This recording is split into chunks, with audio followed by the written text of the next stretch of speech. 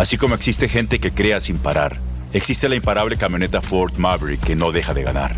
Top pick de Consumer Reports como la mejor camioneta pequeña y camioneta compacta número 1 según Motor Trend. Pero la camioneta Ford Maverick no está aquí para presumir. Está diseñada para quienes prefieren crear con sus propias manos y para los que necesitan una camioneta que los ayude a concretar ideas. Así que eso que estás pensando hacer, llévalo, cárgalo, hazlo con Maverick.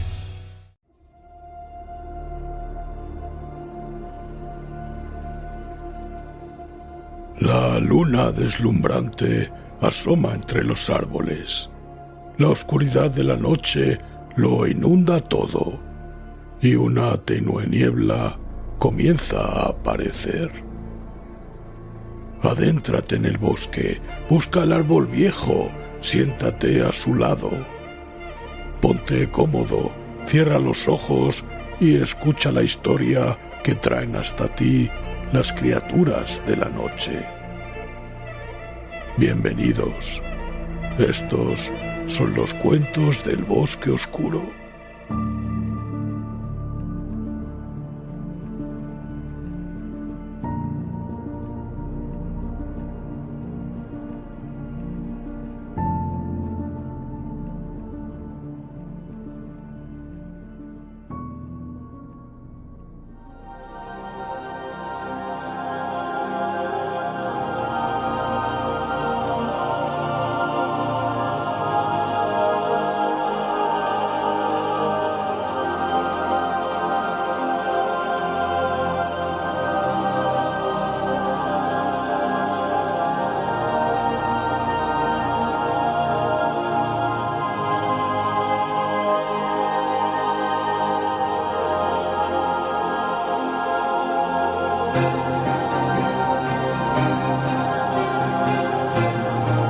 Cita con Rama, de Arthur C. Clarke.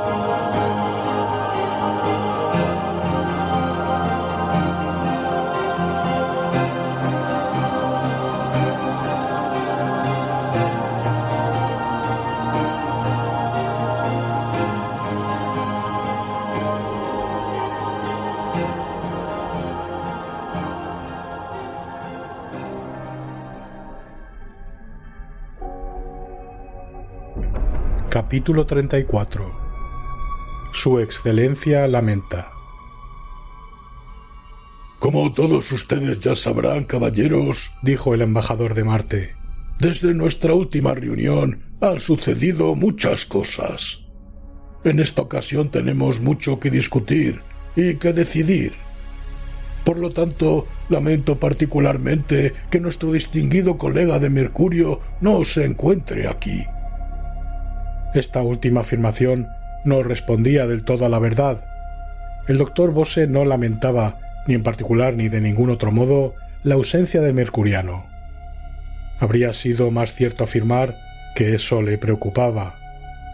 Todo su instinto diplomático le decía que algo estaba sucediendo, y aunque sus fuentes de información eran excelentes, no había logrado obtener ningún dato respecto a lo que podía ser. La carta de excusa del embajador era cortés y nada clara. Su Excelencia lamentaba que asuntos urgentes e ineludibles le impidieran asistir a la reunión, ya fuera en persona o en vídeo. Al doctor Bose le costaba imaginar algo que fuera más urgente o más importante que Rama. Dos miembros tienen declaraciones que hacer, dijo. En primer término, concederé el uso de la palabra al profesor Davidson. Un murmullo de excitación se abrió paso entre el resto de científicos del comité.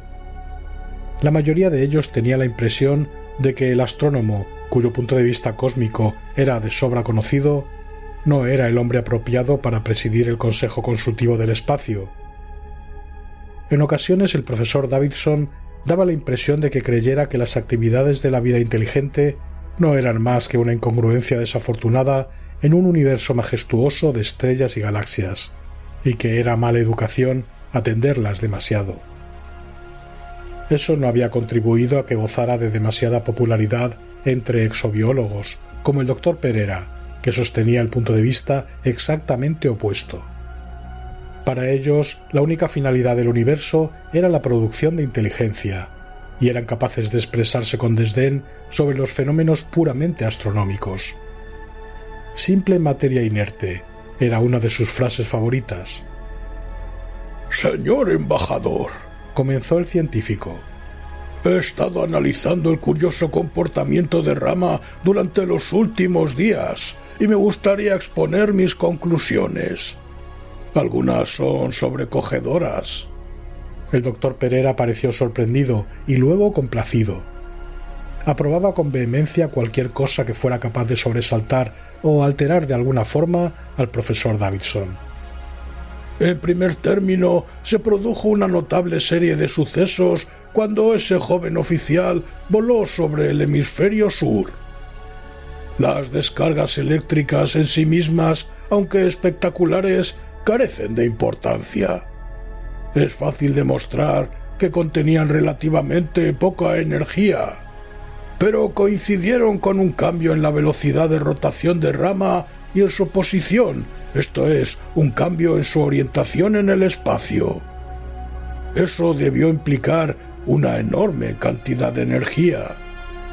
Las descargas que casi le cuestan la vida al señor Pack no eran más que un residuo, tal vez un exceso que había que reducir al mínimo mediante esos gigantescos conductores eléctricos del Polo Sur. De lo cual extraigo dos conclusiones. Cuando un vehículo del espacio, y debemos llamar a Rama un vehículo del espacio a pesar de sus fantásticas dimensiones, cambia de posición, por lo general ello significa que está a punto de realizar un cambio de órbita. Debemos, por lo tanto, considerar muy en serio las opiniones de aquellos que creen que Rama puede estar preparándose para convertirse en otro planeta de nuestro Sol, en lugar de reintegrarse en las estrellas. Si ese es el caso, el Endeavour debe obviamente estar preparado para partir en cualquier momento. Puede correr un peligro serio mientras siga físicamente unido a Rama. Imagino que el comandante Norton ya tiene plena conciencia de esta posibilidad, pero en cualquier caso creo que debemos enviarle una advertencia adicional. Muchas gracias, profesor Davidson. Sí, profesor Solomons. Me gustaría añadir un comentario sobre esto, dijo el historiador de la ciencia. Rama parece haber hecho un cambio de rotación sin utilizar propulsores ni aparato de reacción. Eso, en mi opinión, lo reduce todo a dos posibilidades. La primera es que Rama tiene giróscopos internos o sus equivalentes. Deben ser enormes. ¿Dónde están? La segunda posibilidad, que daría un vuelco a toda la física, es que tiene un sistema de propulsión sin reacción, el llamado impulso espacial, en el cual no cree el profesor Davidson. Si ese fuera el caso, Rama podría hacer casi cualquier cosa.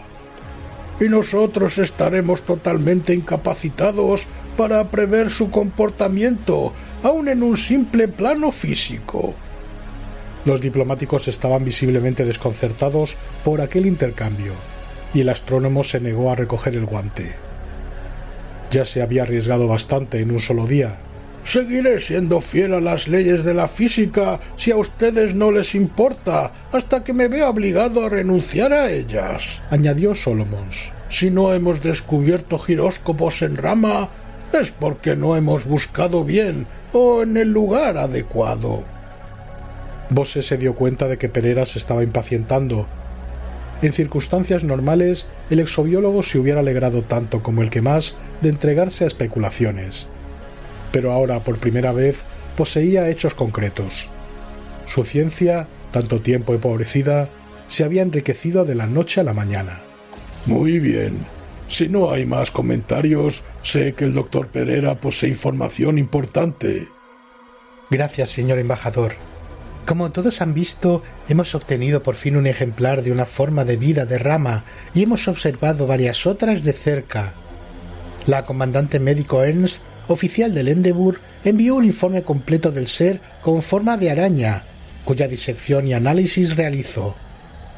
Debo admitir que algunos de los resultados obtenidos son desconcertantes y que en cualesquiera otras circunstancias me habría negado a darles crédito. La araña es definitivamente orgánica, aunque su química difiere de la nuestra en muchos aspectos. Contiene considerables cantidades de metales ligeros. No obstante, me cuesta llamarla animal, por varias razones fundamentales. En primer lugar, parece no tener boca, ni estómago, ni intestinos, ningún sistema para ingerir alimentos. Carece igualmente de aparato respiratorio, pulmones, sangre, sistema de reproducción. Se preguntarán ustedes ¿qué tiene? Bueno, posee una musculatura simple que controla las 3 patas y las 3 finas colas o tentáculos. Posee un cerebro bastante complejo y en su mayor parte relacionado con la visión triocular notablemente desarrollada de esa criatura. Pero el 80% del cuerpo consiste en una especie de panal construido por grandes células, y eso fue lo que hizo que la doctora Ernst se llevara una desagradable sorpresa cuando comenzó su disección. Con un poco de suerte habría podido reconocerla al punto y se hubiera ahorrado un mal momento, porque esa es tal vez la única estructura de rama que existe en la Tierra, si bien solo en un reducidísimo número de animales marinos. La mayor parte de la araña es simplemente una batería, muy semejante a las halladas en las anguilas eléctricas y rayas. Pero en este caso, al parecer, no se utiliza como arma de defensa. Es la fuente de energía del ente. Y por eso no está preparado para comer ni respirar, no necesita medios tan primitivos, y al margen añadiré que se sentiría perfectamente cómodo en un ambiente de vacío. Así pues, estamos ante un ser que es, en definitiva, nada más que un ojo móvil. No posee órganos de manipulación. Esos tentáculos son demasiado débiles. Si se me hubiesen proporcionado sus especificaciones, yo habría dicho que es simple y llanamente un aparato de reconocimiento, y su comportamiento encaja con esa descripción. Lo único que hacen las arañas es recorrerlo todo y observar los objetos. Es lo único que pueden hacer. Pero los otros animales son distintos. El cangrejo, la estrella de mar, los tiburones, a falta de otras denominaciones acaso más adecuadas, todos ellos pueden manejarse en su ambiente y parecen especializados para varias funciones. Presumo que también están provistos de energía eléctrica, ya que, como la araña, parecen no tener boca.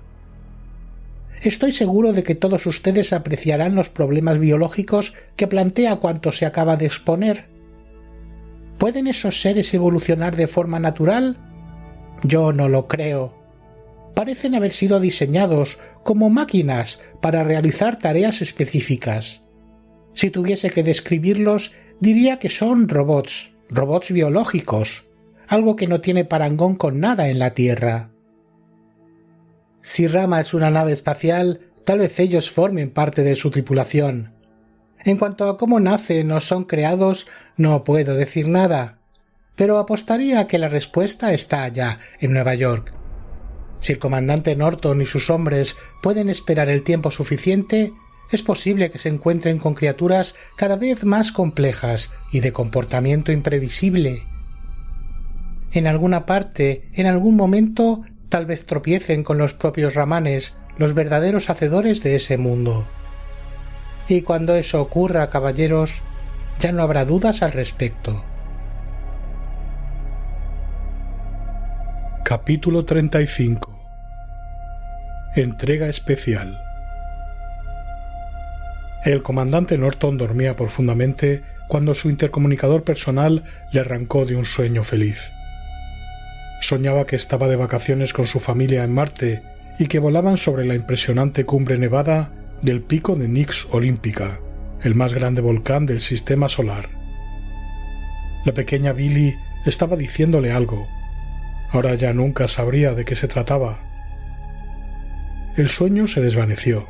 La realidad llegó de la mano de su oficial ejecutivo allá arriba, en la nave espacial. Siento despertarle, jefe, dijo Kirchhoff. Acabamos de recibir una prioridad AAA desde el cuartel general. Pásamelo, pidió Norton adormilado. No puedo, está en clave. Para los ojos del comandante solamente. Norton despertó del todo enseguida. Había recibido un mensaje semejante solo 3 veces en toda su carrera, y en cada ocasión había implicado problemas. «Maldición», exclamó. «¿Qué hacemos ahora?» Su segundo no se molestó en responder. Ambos se hacían cargo del problema, que trataba sobre esas reglas vigentes para la nave espacial no previstas. En circunstancias normales, un comandante nunca estaba más que unos pocos minutos fuera de su despacho, y el libro para descifrar la clave lo guardaba dentro de su caja de hierro personal. Si emprendía ahora el viaje de regreso, Norton llegaría a la nave, exhausto, tal vez dentro de 4 o 5 horas. Y esa no era manera de afrontar una prioridad AAA. «Jerry», dijo por fin. «¿Quién está en la centralita?» «Nadie. Yo mismo he hecho la llamada». ¿La grabadora está desconectada?» «Por alguna extraña infracción al reglamento, sí». Norton sonrió. Jerry era el mejor oficial ejecutivo con el que le había tocado en suerte trabajar. Estaba y pensaba en todo. «Bien. Tú sabes dónde guardo mi llave. Vuelve a llamar después». Esperó, tan pacientemente como pudo, durante los 10 minutos siguientes, tratando sin mucho éxito de pensar en otros problemas. Odiaba desperdiciar energía mental. No era probable que adivinara el contenido del mensaje, y pronto Jerry se lo comunicaría. Entonces ya podría empezar a preocuparse con eficacia.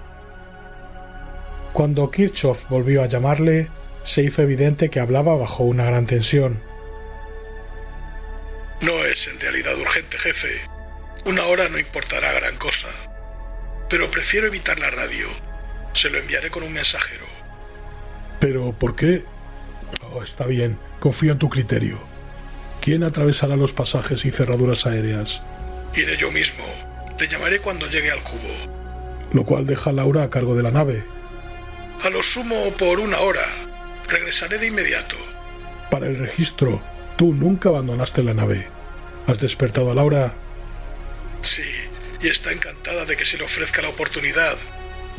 «Por suerte, los médicos están acostumbrados a guardar secretos». «Ah, ¿has enviado el acuse de recibo?» «Por supuesto, en su nombre». «Entonces te estaré esperando».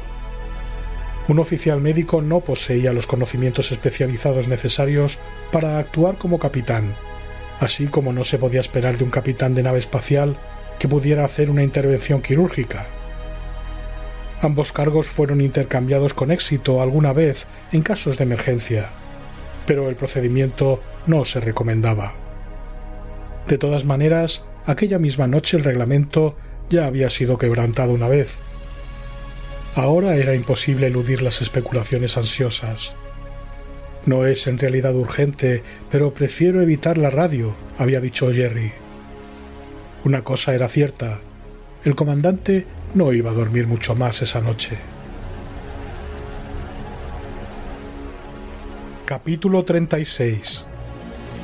Vigía de los Biots.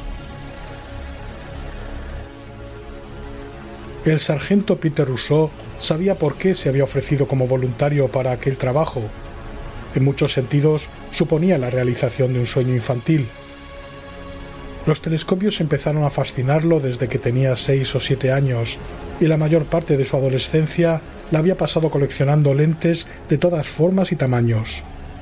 Las montaba en tubos de cartón, haciendo instrumentos cada vez más poderosos, hasta que se familiarizó con la Luna y los planetas, las estaciones espaciales más próximas y todo el paisaje a 30 kilómetros a la redonda de su casa.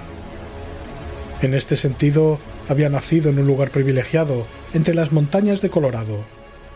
En casi todas las direcciones, el panorama era espectacular e inagotable.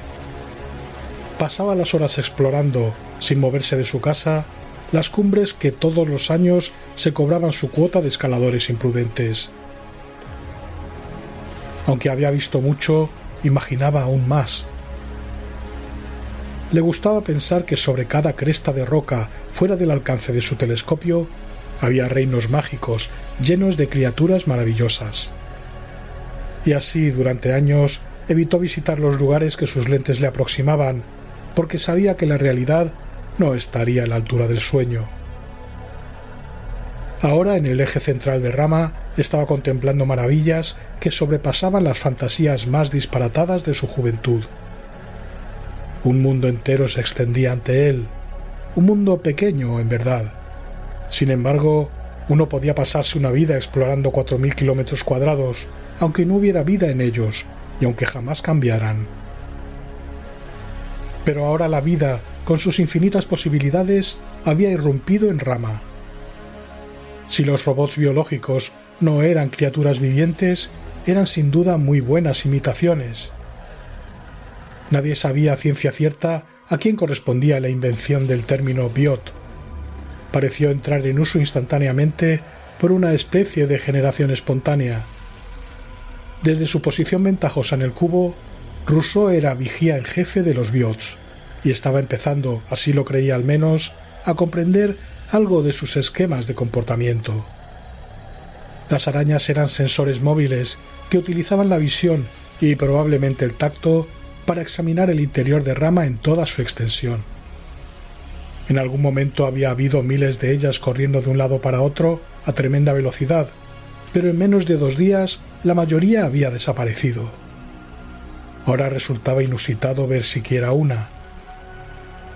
Las sustituyeron una colección de seres aún más extraños y a los que resultó fácil hallarles el nombre adecuado. Estaban los limpiadores de ventanas, provistos de grandes pies almohadillados y que aparentemente limpiaban a su paso los 6 soles artificiales de Rama en toda su extensión. Sus enormes sombras, proyectadas a través del diámetro del mundo, causaban a veces pasajeros eclipses en el otro extremo. El cangrejo que había despedazado la libélula parecía ser un barrendero. Una serie de criaturas idénticas se aproximaron al campamento Alfa y se llevaron todos los desechos acumulados en las inmediaciones. Habrían acabado llevándoselo todo si Norton y Mersenne no se hubieran puesto firmes, desafiándolos. El enfrentamiento fue angustioso, pero breve. En adelante, los barrenderos parecieron comprender qué se les permitía recoger y qué no, y llegaban a intervalos regulares para ver si eran necesarios sus servicios. Era un arreglo muy conveniente e indicaba un alto grado de inteligencia por parte de los propios cangrejos barrenderos o de algún ente encargado en alguna parte de su control. De los residuos se disponía de forma muy simple. Todo se arrojaba al mar, donde presumiblemente era reducido a fragmentos que volvían a utilizarse. El proceso era rápido. La Resolution desapareció de la noche a la mañana para gran indignación de Ruby Barnes. Norton la consoló argumentando que la balsa había cumplido magníficamente su misión y que de todas maneras él jamás habría permitido que nadie volviera a usarla. Los tiburones del mar cilíndrico no serían tal vez tan selectivos como los cangrejos barrenderos. Ningún astrónomo, al descubrir un nuevo planeta, se habría sentido más feliz que Rousseau cuando descubrió un nuevo tipo de biot y se aseguró una buena foto del mismo a través de su telescopio. Lamentablemente parecía que todas las especies interesantes estaban en el polo sur, donde realizaban misteriosas tareas alrededor de las astas. De cuando en cuando podía verse algo parecido a un 100 pies con almohadillas de succión que exploraba el gran cuerno. Mientras, Rousseau había logrado ver a un ser enorme, algo similar a un cruce entre hipopótamo y tractor, entre las astas más bajas. Y había incluso una especie de jirafa con 2 pescuezos que aparentemente hacía las veces de grúa movible. Era fácil presumir que Rama, como cualquier nave, requería exámenes, revisiones y reparaciones después de su inmenso viaje. La tripulación ya estaba trabajando a pleno rendimiento. ¿Cuándo aparecerían los pasajeros? La clasificación de los biots no era la principal tarea confiada a Rousseau. Le habían dado orden de vigilar a los 2 o 3 grupos de exploradores que estaban siempre de recorrido, comprobar que no corrieran peligro y advertirles si algo extraño se les aproximaba. Se turnaba cada 6 horas con cualquier otro miembro de la tripulación que pudiera relevarlo, aunque en ocasiones había estado en su puesto 12 horas seguidas. En consecuencia, ahora conocía la geografía de Rama mejor que cualquiera de sus compañeros, mejor que cualquier hombre en años venideros. Había llegado a serle tan familiar como las montañas de Colorado en su niñez. Cuando el teniente comandante Kirchhoff apareció en la puerta Alfa, Rousseau supo al punto que algo inusitado estaba sucediendo. El cambio de personal nunca tenía lugar durante el periodo de descanso y, de acuerdo con el horario de misión, ahora era pasada la medianoche. Luego Rousseau recordó que andaban muy faltos de personal y se sobresaltó al caer en la cuenta de otra irregularidad. «Jerry, ¿quién se ha quedado a cargo de la nave?» «Yo», respondió Kirchhoff fríamente al quitarse el casco. «No habrás pensado que soy capaz de abandonar el puente mientras estoy de guardia, ¿verdad?» Abrió uno de los bolsillos de su traje espacial y retiró un pequeño recipiente que ostentaba la etiqueta «Zumo de naranjas concentrado para hacer 5 litros». «Tú haces bien esto, Peter. El capitán lo está esperando». Rousseau levantó el recipiente y dijo: «Espero que hayas puesto suficiente peso dentro. A veces las cosas se quedan suspendidas en la primera terraza». «Bueno, tú eres el experto». Eso era cierto. Los vigías del cubo habían tenido ocasión de hacerse expertos en el envío de pequeños objetos olvidados arriba o que de pronto se necesitaban. El secreto consistía en hacerlos pasar por la región de la baja gravedad y luego vigilar que el efecto Coriolis no los arrastrara demasiado lejos del campamento durante la bajada en pendiente de 8 kilómetros hasta la planicie. Rousseau se ancló a sí mismo con firmeza, tomó el recipiente y lo arrojó con todas sus fuerzas por la pared del risco. No lo dirigió directamente hacia el campamento Alfa, sino casi a una distancia de 30 grados. Casi inmediatamente, la resistencia del aire le quitó al recipiente su velocidad inicial, pero enseguida la pseudogravedad de Rama se impuso y el recipiente comenzó a descender a una velocidad constante.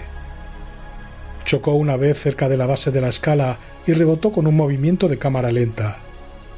El rebote lo alejó de la primera terraza. «Ahora ya no habrá problemas», decretó Rousseau.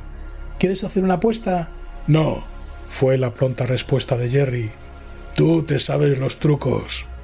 «No tienes espíritu deportivo, pero voy a decirte qué va a pasar. El recipiente se detendrá a 300 metros del campamento». «No es muy cerca que digamos».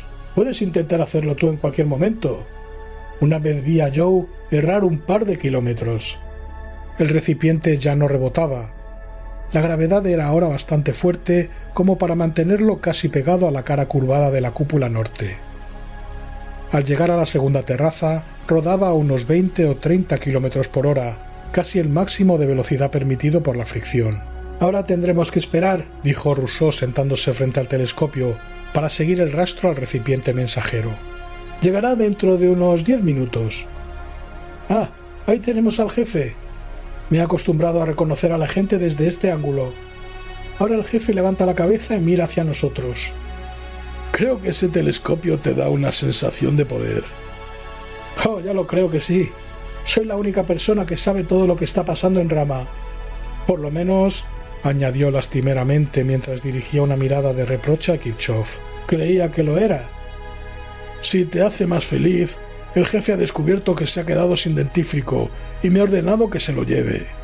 Después de eso la conversación languideció, hasta que Rousseau dijo: «Quisiera que hubieses aceptado esa apuesta. El jefe solo tendrá que caminar 30 metros. Ahora lo está viendo. Misión cumplida». «Gracias, Peter. Ha sido un trabajo muy bueno. Ahora puedes irte a dormir otra vez». «¿Dormir? Estoy de guardia hasta las 4 de la madrugada». «Lo lamento. Seguro que estabas durmiendo. Si no, ¿cómo has podido soñar todo esto?»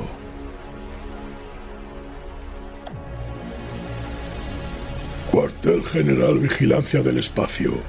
Al comandante del Endeavour. Prioridad AAA. Clasificación solo para sus ojos. Sin registro permanente. Guardia del Espacio informa de un vehículo de velocidad ultra alta lanzado aparentemente desde Mercurio 10 o 12 días atrás. Interceptará Rama.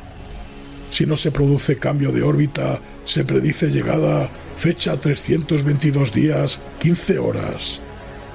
Podría ser necesario que se retiraran ustedes antes. Les mantendremos informados.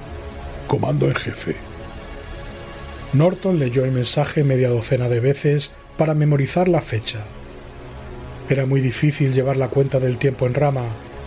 Tuvo que mirar su reloj calendario para ver que estaban en el día 315. Eso les daba solo una semana más de tiempo. El mensaje era estremecedor, no tanto por lo que decía, sino por lo que implicaba.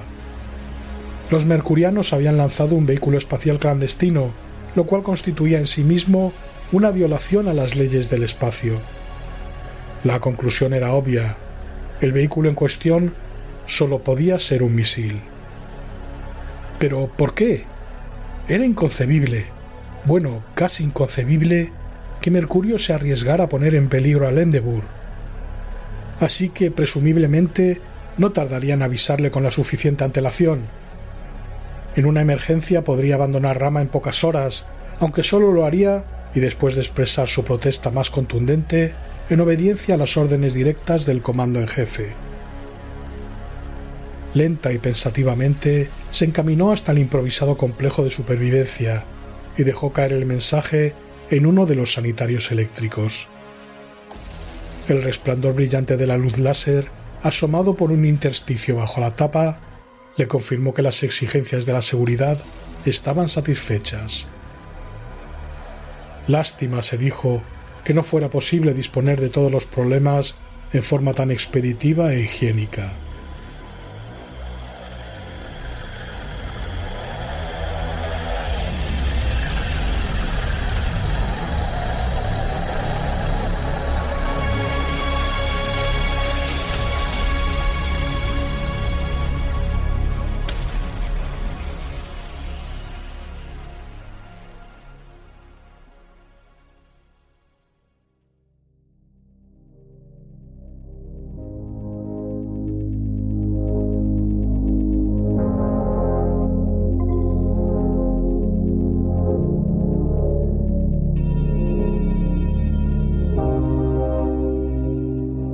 Espero que te haya gustado este audio. Si ha sido así, ahora es un buen momento para que nos regales un me gusta. Es el único premio que obtenemos y lo que nos ayuda a seguir produciendo más audios como este. Si te gusta nuestro contenido y quieres recibir aviso de los nuevos audios que vayamos publicando, recuerda que suscribirse a nuestro podcast es totalmente gratuito. Y si lo que quieres es apoyarnos, puedes hacerlo como mecenas. Así tendrás acceso al contenido exclusivo para fans. Para ello, ve a la página principal de nuestro podcast y pulsa en el botón Apoyar.